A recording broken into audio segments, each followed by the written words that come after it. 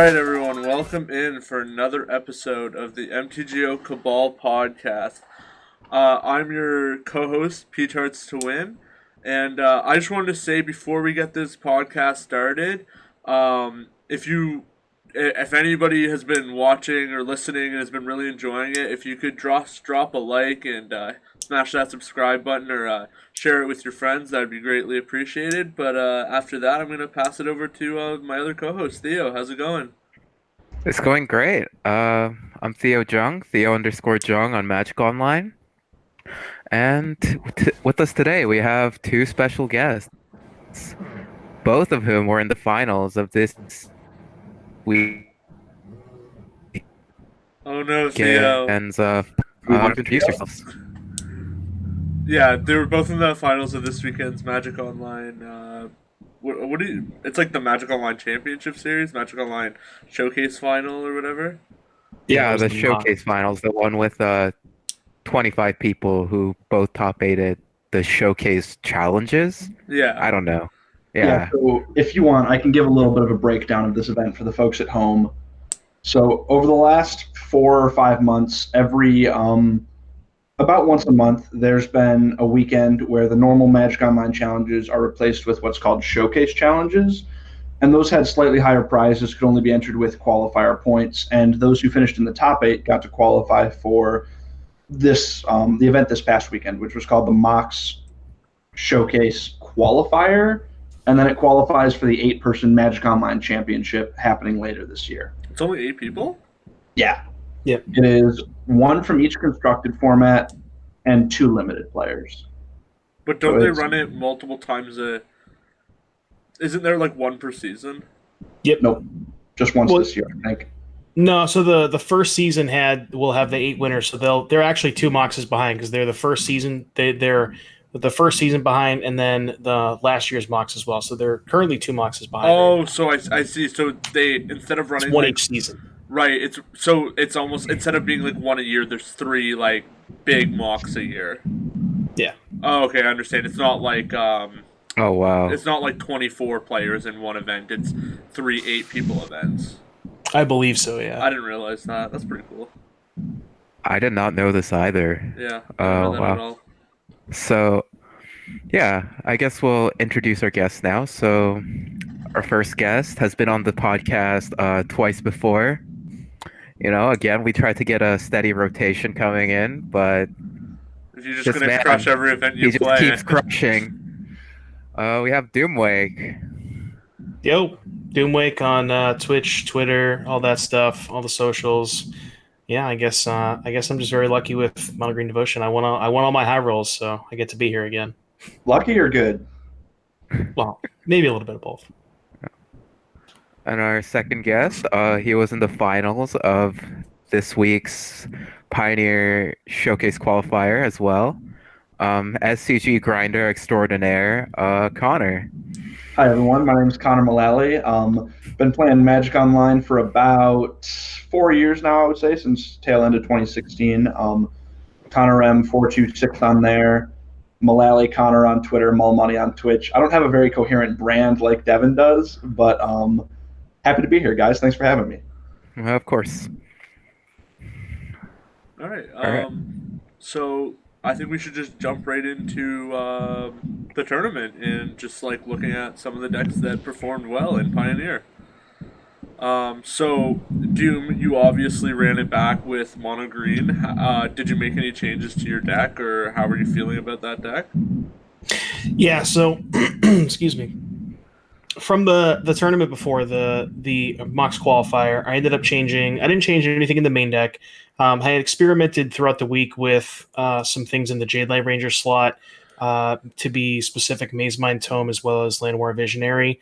I think the rest of the deck is the rest of the 4. It's everything else is 4-ofs, and I don't really think that you can afford to cut, or you don't want to cut anything else. And ultimately, I decided that Mazemind Tome just kind of, it was a little expensive and clunky and didn't really line up with a lot of your better draws. And Visionary versus Jade Light is a little bit closer. They both essentially provide the same amount of devotion with Nykthos, because Jade Light is 2 pips and Llanowar is 1 pip, but it taps for a mana, so it's kind of a wash that way. The reason I went with Jade Light is because I figured there were going to be a lot of Thoughtseize decks. I predicted, I believe there was about 4 or 5 expected mono black players. And in a field of Thoughtseize, Jade Light Ranger is a little bit better because it keeps the threat on top of your deck as opposed to putting it into your hand. So ultimately, and it can just provide a little bit more aggression in the early turns, especially against Div and the slower decks like that. The only thing I changed were 2 sideboard wish targets. Again, still didn't sideboard throughout the tournament. The changes that I made were I cut the second Pithing Needle because usually the Pithing Needle really only comes up against blue-white control, more specifically the Jeskai Luka deck, because their deck has so many planeswalkers that typically the play pattern that will happen will be you play Karn, you get your first Needle, and maybe let's say you name, I don't know, a Teferi Time Raveler or even a 5-mana Teferi, your Hero of Dominaria. And then you want to make sure, just to kind of slow them down, but then you also want to make sure that you have the second Needle in your back pocket because you really can't afford to let them activate a Luka.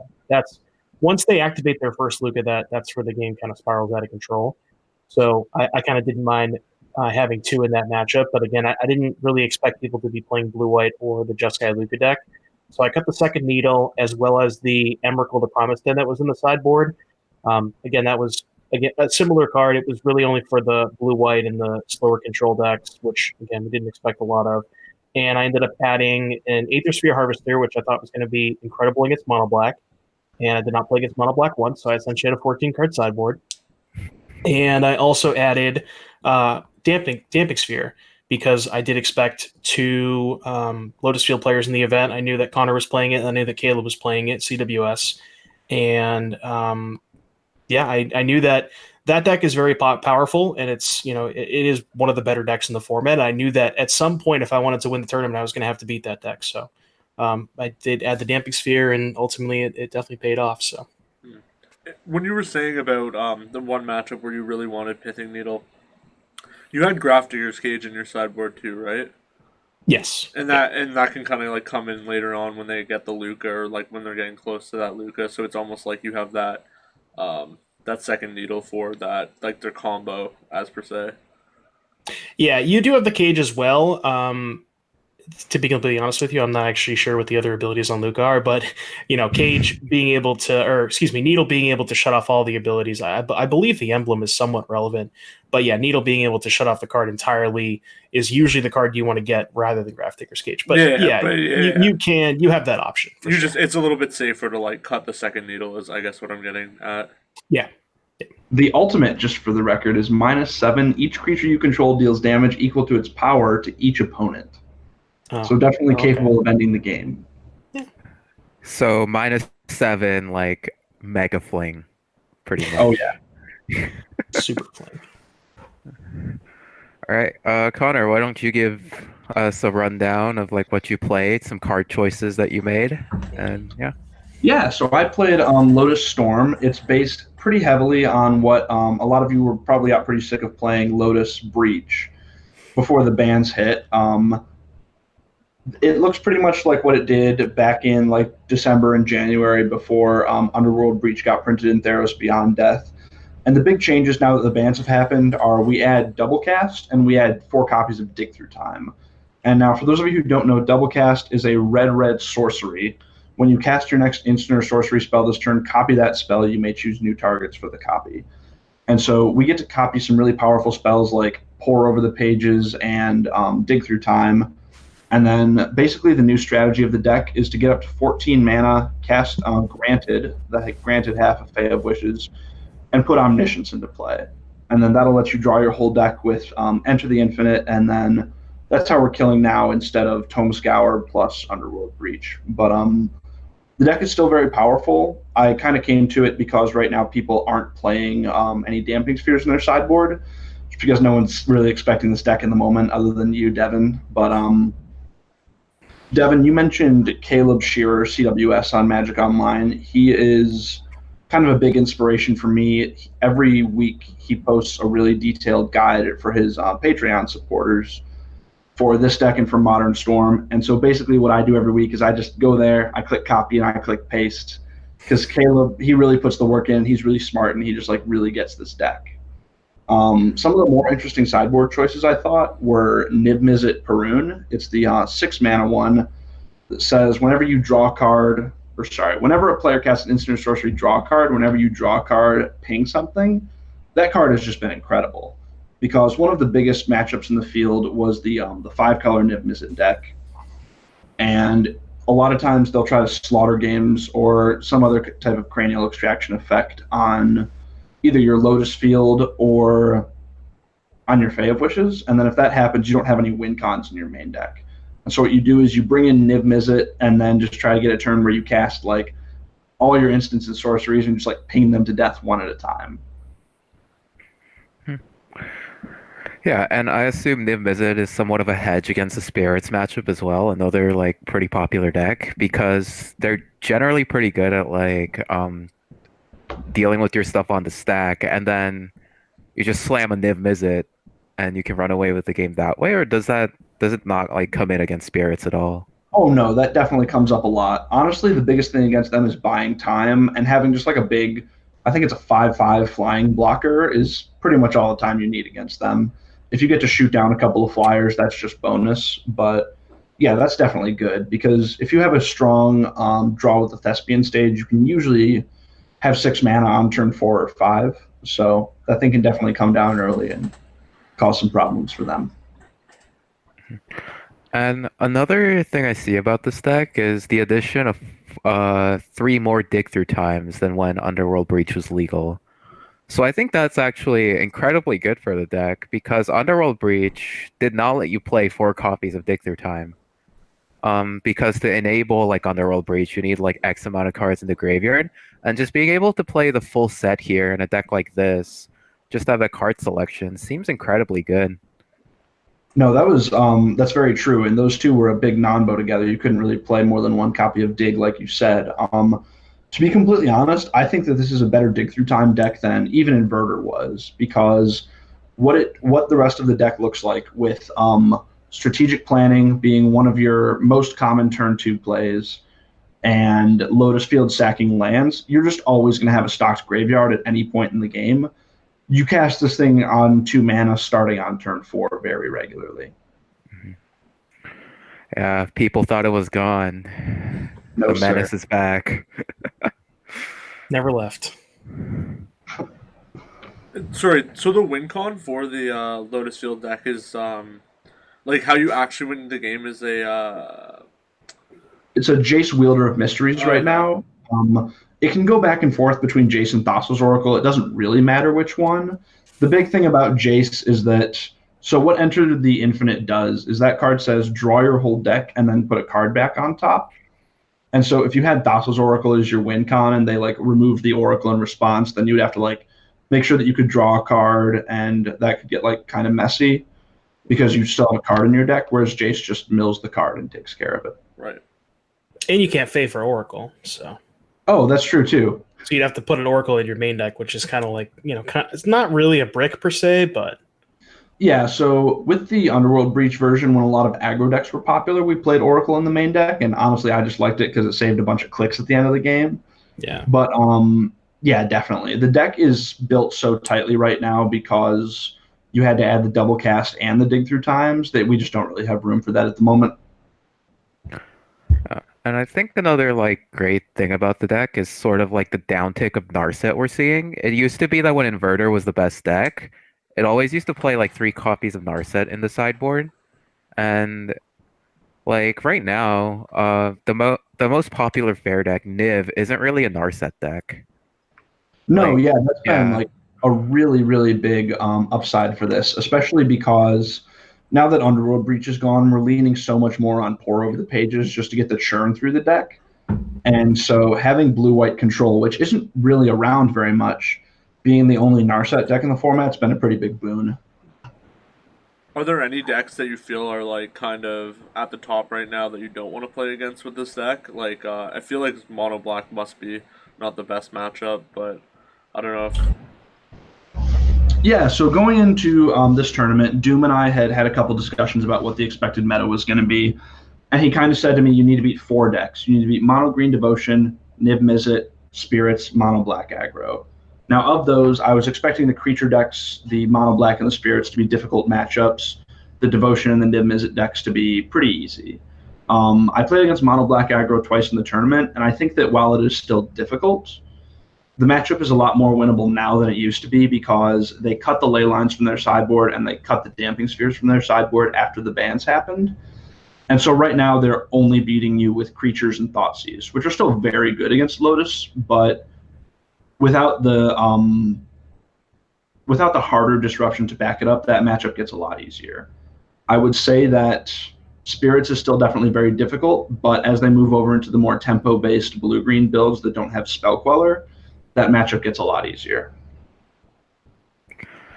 Yeah. And our Boreal Grazer in those aggro matchups just does a ton of work. Like, It's just yeah, mono black aggro can't beat an 0-3.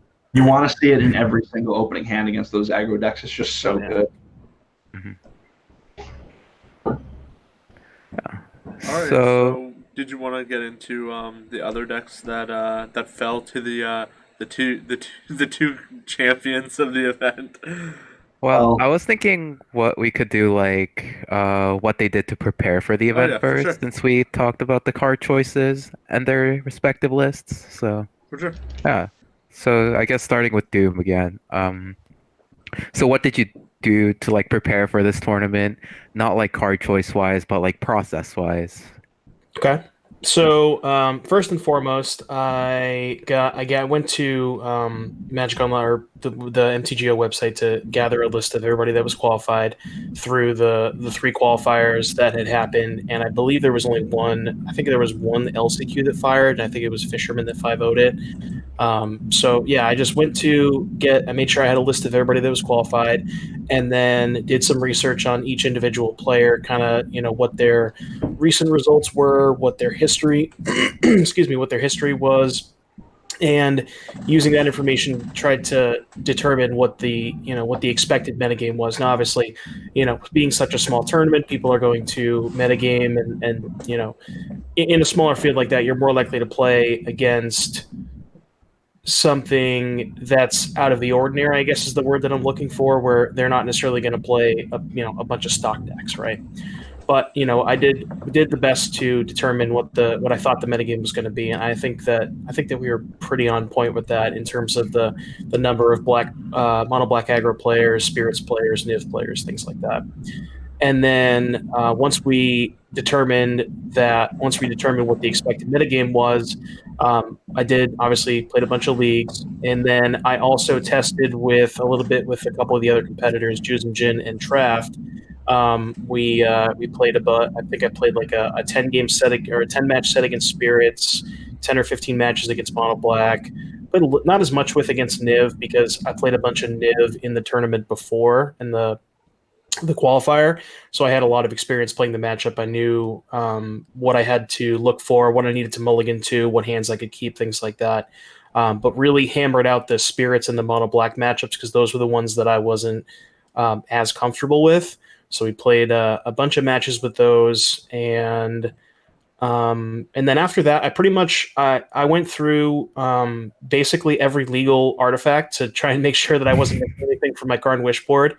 Ended up finding a couple of sweet ones that I ended up testing out, but ultimately nothing was really as impactful or consistent as the wish board targets that I already had. So other than the changes that I made, I didn't think that any of those there were some sweet ones, but not really what we were looking for the expected field.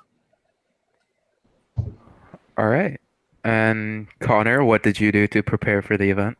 So I'm going to take a minute to make a distinction between what I did do and what I should do for tournaments like this. Doom put a lot more work in than I did. I really only found the Lotus Storm deck 4 or 5 days before the tournament started, and initially I didn't think that I was going to be able to play the tournament because of work. Things got lucky and I was able to, but basically what I did was I played a few leagues and I played in a couple of Magic Online prelims just because I had never played the old version of this deck before Underworld Breach, and so I just had to get used to all of the new lines and all the heuristics. So for me, it was more trying to learn how my deck worked and get all the mistakes out there rather than trying to learn the matchups. For like what Doom said, testing different matchups and things, I think that I was able to lean a lot on my experience playing the Underworld Breach deck because a lot of the play patterns are just so similar. If I had to go back and do it again and I had more time, I would do what he did. I would get some more experienced players and just play a lot of the matchups that we were expecting a lot of and just try to hammer out game plans for those. But yeah, overall, I think he did a stellar job, and obviously it shows. All right. Yeah. So we have two very different approaches here. One very focused testing, the other, just going into those queues and jamming some leagues. What can I say? Fall Guys too. Fall Guys was a key preparation for the tournament. So I did have a couple of questions for Doom about his preparation. So you said that you went into like the Magic Online website to find a list of the qualified players. Did you have to compile that that data on your own, or was there just like a setup list for like the players that were already qualified? No, there wasn't a list of qualified players. I just did a search I literally just searched Showcase, and I just went for back. I think it was up until mid-April was when the Season 2 started, and I just searched from mid-April up until now all of the qualifiers and then just looked at the top 8 of each of those events. Oh, okay. And was there anyone in the event, at least that maybe if you played against, where you were pretty surprised, or was there any surprises in the metagame whatsoever? Or was it pretty much what you thought? I mean, I was surprised to see Boros Feather. I actually didn't think anybody was going to play that. I ended up playing against, I can't remember the username. I can actually probably pull it up on my Twitter. It was iBroadband. It was ended up playing Boros Feather, and I didn't think anybody was going to play that deck. I didn't necessarily think it was in the best position, but they ended up doing very well. They made top 8. But I think they were one of the people that I wasn't necessarily sure. There was a few people in the event just based on not having enough results recently or things like that I wasn't 100% sure what they were going to play. But for the most part, I think that all the people that I had put on a certain deck pretty much stayed the course for the most part. All right, cool. I was pretty surprised by LSV's choice. He played Jund Sacrifice, and that's a deck that really only cropped up about Wednesday of last week in the queues and in prelims and things like that, and it wasn't really something I had been expecting to see, but it was definitely a cool choice, pairing all those mana creatures with Bolas of Citadel. Yeah. How do you feel about that deck was real nice. How do you feel about the Jund Sack deck going forward, or is it kind of more meme than actual Magic? I definitely think it's real. To be completely honest, I really think of Pioneer in terms of not in terms of is this deck good against the field, but how is my matchup against this, which obviously has a lot of flaws, but I think it's good. Like it's got a pretty good game plan, but it also has a good B plan. Like if they are able to disrupt some of your mana or like counterspell your Citadel or something, or Thoughtseize it, you still have a really good game plan of just like solid creatures like your Mayhem Devils, your Priest of the Forgotten Gods, plus Collected Company. So I definitely think that it has legs. Cool. Yeah. And I guess we can move on to the metagame breakdown of the showcase event. We were already talking about it a little bit, but yeah. So we don't exactly have all the deck lists for this event, mostly because Magic Online just didn't post them this weekend. Still not posted. But we do have a list of the top 8 and what some other notable players were on. So in the top 8, we obviously have Lotus Storm and Green Devotion in the finals. And then rounding that out, we have Belovo on Mono Black Aggro. We have JV on Mono Green also. And then we have the Seaf on 5-color Niv. Steinerson on Mono Green Devotion, and then Boros Feather, and Red White Winota. So, pretty diverse top 8. Obviously, we see like the 5-color Niv, the most popular fair deck represented, and then Mono Green Devotion also has 2 copies in the top 8. Never mind, scratch that, 3. So it definitely seemed to be like the most popular deck, at least among the top 8 players. Yeah, it was the deck that had won the big event the weekend before, so definitely not surprised to see some good players picking it up and doing well with it. Yeah, it definitely feels like Mono Green Devotion is maybe not in terms of power level tier 0, but in terms of like what's like in metagaming percentages like the tier 0, like it's definitely the deck to beat and the deck that's at the forefront of most players' minds. It's kind of funny that you bring that up too, because now I remember going back on the point that you had asked me earlier. I believe it was Theo. If anything surprised me, the amount of monogreen in the field. I had only put. I think it was only Stainerson was the only person that I thought was going to play monogreen. Obviously I think ended up the JV, and then I think there were couple other people who played it that I weren't sure necessarily what they were going to play. But I'm actually kind of surprised that people decided to pick it up. A lot of people, regard that deck as sort of a high roll deck, where it's you kind of have to get lucky to win. And in such a tournament like this, I didn't think that there were going to be this many people playing it. So that sort of surprised me a little bit. Yeah, and part of it might have been like you choose a fairly high variance deck if you know everyone in the field is going to be very competent, right? So like if you're one of the people who maybe qualify for this event with inverter or mono white or something like that and haven't done that much testing, then um, playing a deck like this might be a great choice because you're going to be able to leverage your skill a bit less if your opponent is very good. And usually that is the case in these kind of small, like hard to qualify for events. That's a good point. And I think Stainerson's monogreen devotion list was really interesting. So in case you didn't know, he actually adopted the Llanowar Visionary tech. He also played 2 copies of, I believe, of Sky Sovereign console flagship in the main deck. Did Tommy post his list? I believe so. Let's see if I can pull it up. Oh, I'm on his Twitter. I can't find it. That's a really interesting choice to have 2 boats. I wonder if it was the kind of thing where he found himself wanting to get 2 in a game, or if he just like boarded one in post board games. I believe Nathaniel Knox. Narcissus Knox. Yeah, played a prelim with the deck and then posted the list crediting it to Stainerson. Got it. Okay, I see. So there's only 1 boat in the main. 2 in the board. Yeah, 2 in the board. So I think that's like a pretty big hedge for the mirror, don't you think? Oh, for sure. Yeah. If he's the reason that you would do that is if you expect a lot of mirrors, because Sky Sovereign is one of the most important cards. But a lot of times in the mirror match, especially if you're on the draw, you just don't have time to Karn minus and then also have another. You know what I mean? It's you just fall too far behind if that's the case. So, like for example, if you just play 2 mana elves and you slam a Sky Sovereign on turn 3, you're probably a huge favorite to win that game. So. Yeah, it makes a lot of sense actually that they would have Sky Sovereign because like if you look at post ban for Pioneer, right out of the gates, it seemed like Niv Mizzet was like right at the front, and then going back to the first event that he won, Doom, it kind of seemed like Mono Green and then Spirits had like their breakout of that event, like kind of coming over and beating Niv, and then that's just like the next natural progression is that the mono green is probably the best deck out of like all 3 of those decks. Let's put something in it to beat like Spirits as well as the Mirror. Makes a lot of sense, yeah. Yeah.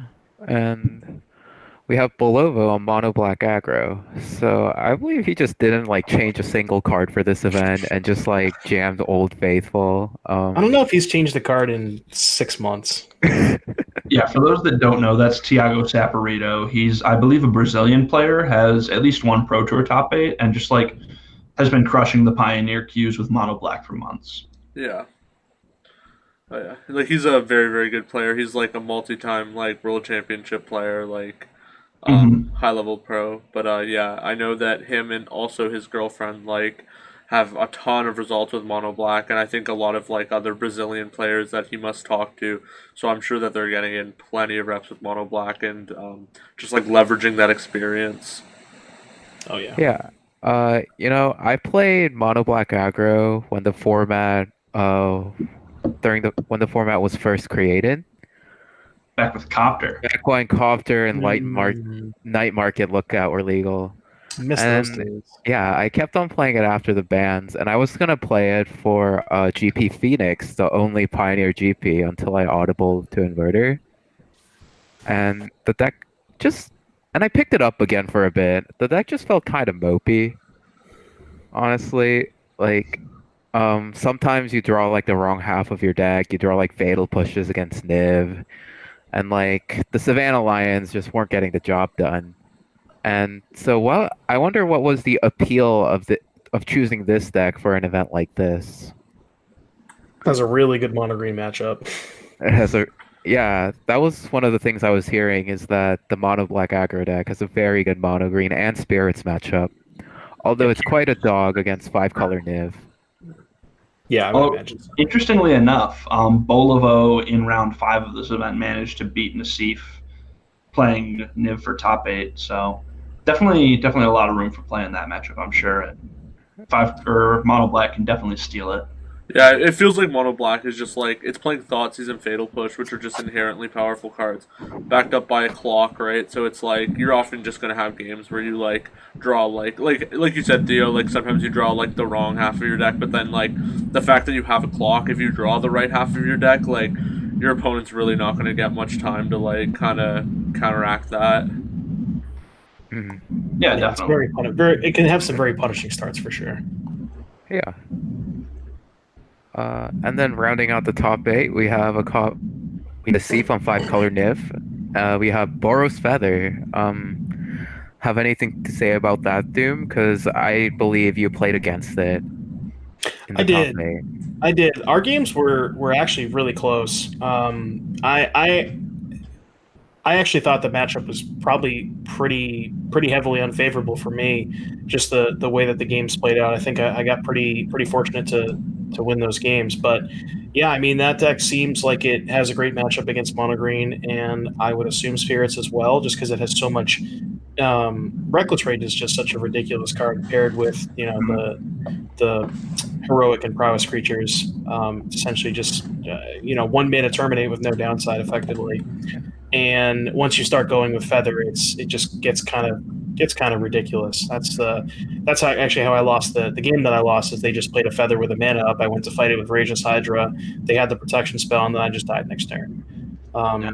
So yeah, I mean the deck actually seems like it's pretty well positioned. Like I said, I didn't really expect people to play it, but I'm kind of, now that I think about it, not really surprised that that individual did, because it did seem like it was pretty well positioned.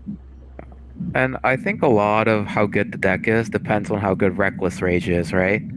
I think Yes. one of the main problems this deck had like before the inverter ban was that it was just not able to like leverage that card very well.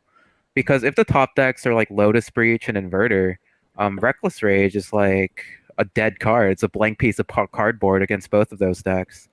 But if 2 out of the 3 like sort of top decks, which are Spirits and Mono Green Devotion, are full of live targets for your Reckless Rages, and it's now just like an insane tempo play that is live most of the time and in most of your matchups, then this deck seems solid. Mm-hmm. And I think that with the mono green matchup, kind of like you said, when removal is when there's not a whole lot of removal around, and I think mono green being on top is kind of emblematic of that. We see Niv being the only big deck that is really only trying to like control the game with removal spells, right? And then mono green just like basically has no removal. Walking Ballista, shit. Walking Ballista is not legal anymore. It has Voracious Hydra. That's its right. removal spell. But And I guess when they don't have very much removal, and then all of your removal is just turned on, that seems like it makes a really good matchup. Yeah. For this other deck. So do you think that I was gonna bring this up later, but it's kind of coming up right now.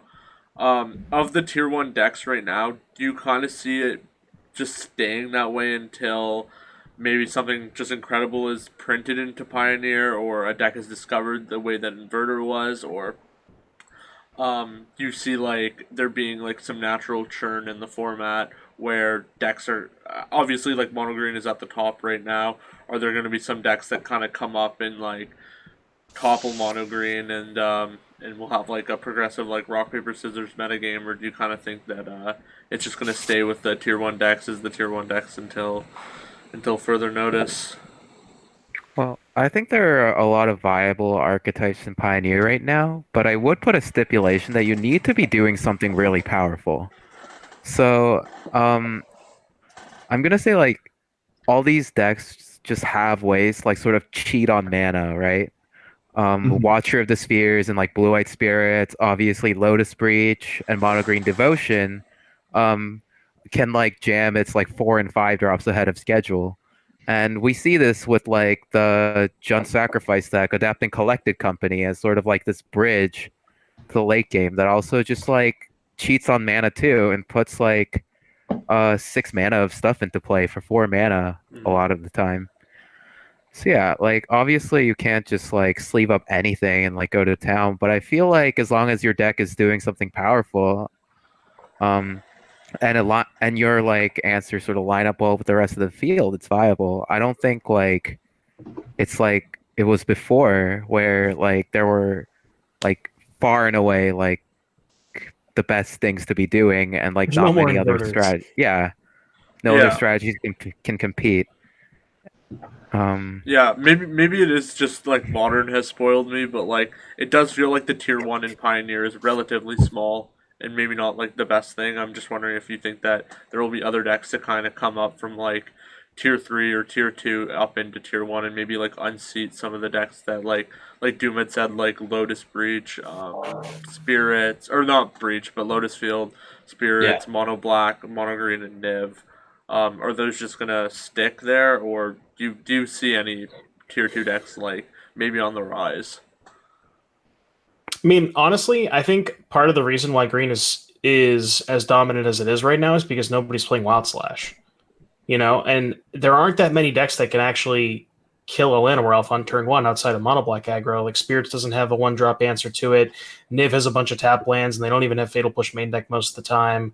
Blue-White Control doesn't have removal until turn 4. The Jund Sack deck can't kill anything until turn 3.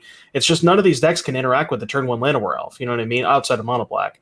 And I think that's part of the reason why, you know, I just keep beating people is because nobody can kill my turn 1 Elf. But I think once people start adapting, you know, more cheap removal, cards like Wild Slash, and things of the like, maybe more sweepers, Anger of the Gods, et cetera, then I think Mono Green might have a, you know, if people adapt to it, it's gonna have a tough time. Right. And one deck I've been like meaning to try that I think is really interesting is Blue-Red Phoenix. So we saw that deck like sort of like crop up a little when like Pioneer was first there. It's basically like a young Pyromancer like Arclight Phoenix deck with a bunch of removal.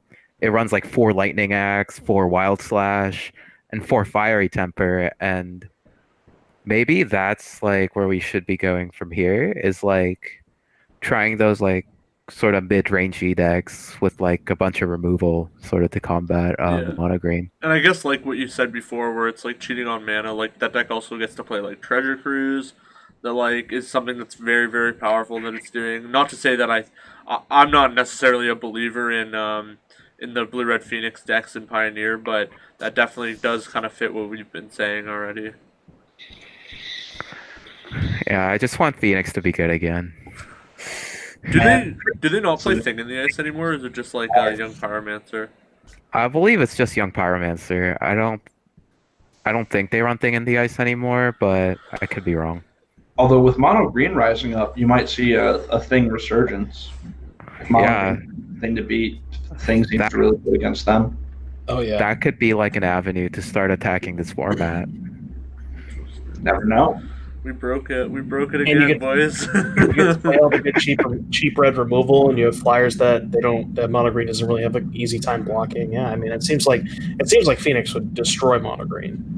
I have a friend, and he's a Cabal member as well, Otterhoss, that is an avid Blue-Red Phoenix fan in Pioneer. He top 8'd a PTQ with Blue-Red Phoenix before the big COVID happened, so I'll have to talk to him to see how he feels about the deck, or maybe if he has a list that he's been brewing up for the Cabal. But yeah, that is an interesting point looking forward.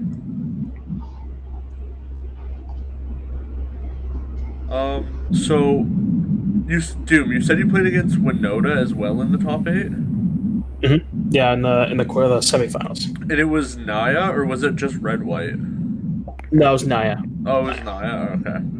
Yeah. And I guess for Well, Oh, Theo's we're losing Theo. we're losing Theo. Theo, come back. Theo, we salute ya. Oh no, Theo. All right. Well, I guess I'll just carry the show from here on out. Yeah. So, was there anything in preparation that either of you guys wish you might have done? I know that Doom, you did put a lot of preparation in the event. Not to say that Connor didn't put any preparation in the event, but like he has already said, Significantly less. was there anything that you wish you would have done additionally, though? For me, I think that I wish I had sat down and played more games against Mono Green. To be completely honest, Doom, I don't feel like there was like a ton that I could have done differently in our games, but playing our games, it became pretty clear to me that I didn't understand the matchup as well as I needed to, because I kind of just went in saying like, oh, it's just kind of a mid-range creature deck. They'll try to beat me down. If they have a fast draw, I might be in some trouble, but I'm faster than them. And I just like wasn't thinking about Karn at all. And it became pretty clear to me that, like, especially after talking with you after our games, Karn is the best card. And this is a deck that is just capable of mulliganing to 4 or 5 to just have an early Karn. And that I need ways in my sideboard to fight that if Mono Green is going to be the best deck. Right, and I know that we had talked about that earlier, and I recommended Pithing Needle. But yeah, I like I said, going that matchup in particular is just like you said, all about Karn. If my hand doesn't produce a turn 3 Karn, I can't keep it, and that's because it's almost like none of my other cards matter. So,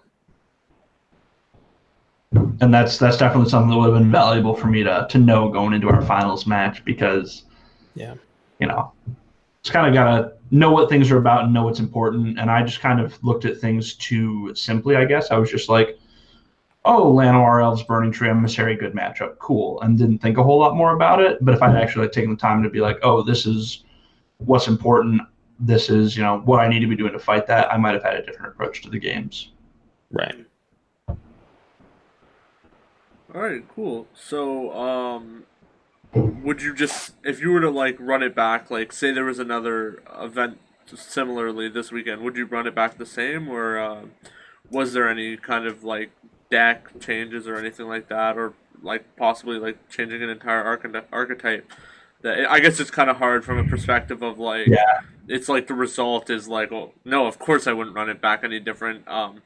But like maybe knowing like what we know now about like say this event had already happened and they were gonna replay it for this weekend, how would you kind of approach that?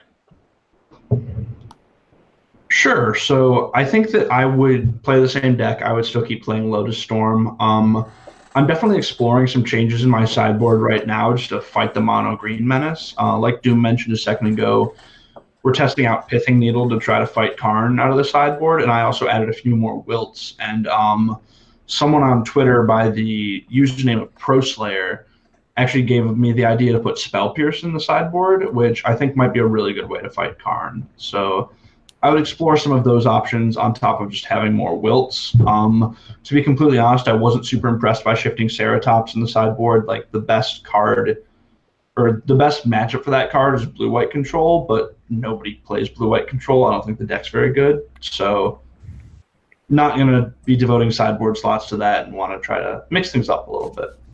But that's the biggest place that the deck makes changes, just because the main deck everything is just so necessary. So most of the changes you're going to make are going to be to your wish package. Yeah, and I feel the exact same way. I don't think I would change a single card in the main deck. There's some flex wish targets that you could mess around with. Like I didn't end up bringing in the Harvester, but I also didn't play against Mono Black. I didn't bring in the Align Hedron network, but it's really only good in like very specific spots in the mirror.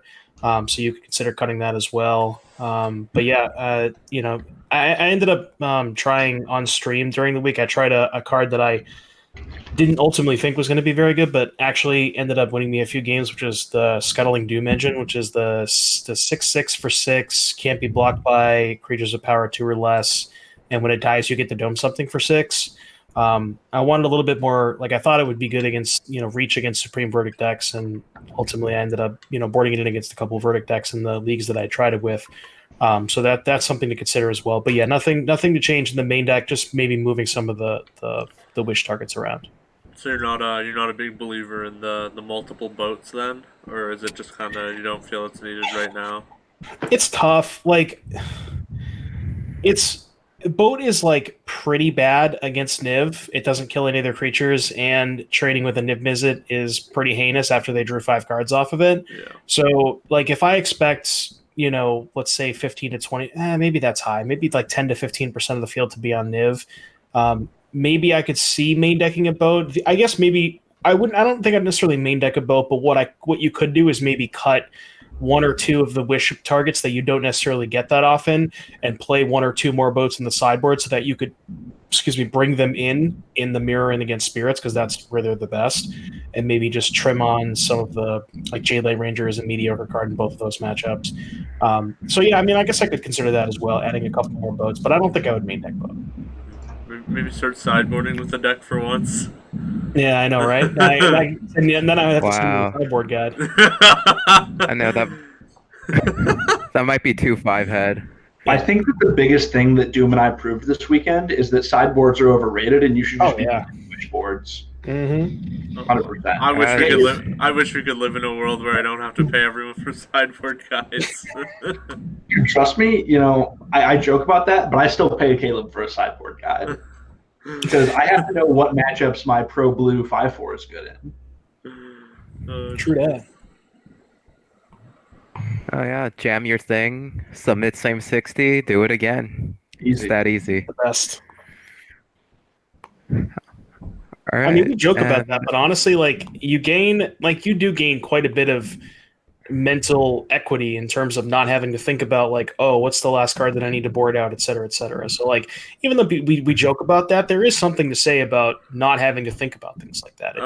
You get to focus on the more important things. Yeah, especially, like, I find, like, if you don't have, like, a lot of the time, like, the cards that you board in are, for the most part, obvious. It's a lot of the times with decks that you're, like, trimming cards or specific cards that you need to trim. So, like, a lot of sideboard guides from, like you said, like Caleb or, like, Sodak comes to mind, where it's like an archetype like master, where, like, all these, like, little trims from the main board when they're sideboarding, it's like you would have to put hours of, like, effort into, like, being able to, like, figure this out.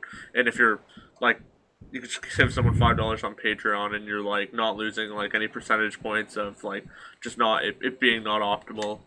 So yeah, to be completely honest, in my mind, sideboarding is by far the hardest part of constructed Magic, and so, like Doom said, we joke, but you actually do pick up percentage points by not making mistakes in that arena when you play these decks. Oh, we got an airplane. All right, so I guess we can move to talking about in general what you should do when you if you're lucky enough to qualify for this sort of event, like MTGO Showcase qualifier. So you mean like in terms of preparation? Yeah, in terms of preparation, what you should be thinking about, what you should do generally when you're going into this kind of event. I would say that I would refer you to Doom's preparation. Like, in a small small field tournament like this, when you know who all of the competitors are going to be, and it's not something like the SCG Players Championship where everyone just hangs out all the time and the meta gets super inbred. But, like, when it's a small field, and so you can say this is likely what this player is going to be on, try to map out what the metagame looks like and try to pick a deck that beats that metagame, because I do think that Pioneer is very rock, paper, scissors right now. Like, Lotus Storm has a few very good matchups and a few very bad matchups, and I did well in this tournament because I got lucky enough to dodge my bad matchups. So try to peg the meta, try to pick a deck that's going to be good against your expected meta. Something that I will say that Doom Doom definitely like did this, but I think that it could be even expanded on more. And I don't think it is something that people do a lot. So specifically for like an event where it's a really small field, you could do this for any event, but it kind of gets dicey. But a really small field where it's going to be like a couple of decks that you expect, running like a specific like gauntlet of decks rather than just like jumping into prelims and leagues. Like I know you played like 10 matches versus Traft. You like ran a bunch of matches versus Mono Black against Jusum, like running against like specific decks like over and over and over again, like to get that specific gauntlet rather than just like kind of a shatter shot of like all these different types of decks. I think really hones for a deck or for an event where you're gonna have a specific and small metagame like this.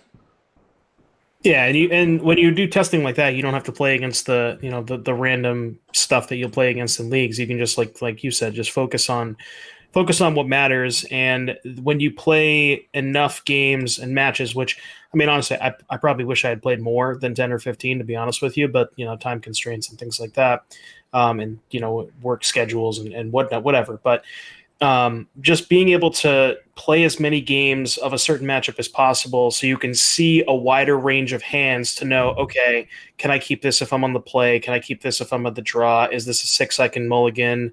Things like that. And you get to see more things, and that when it happens in the tournament, you've already been in that position, so you already know what to do, and it makes things a lot more smoother for sure.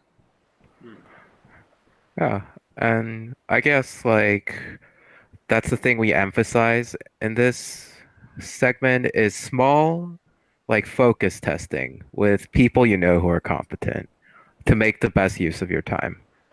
Because I know definitely when I tried to test for the legacy champs last year, I definitely didn't like do that. Like I didn't have like a testing group.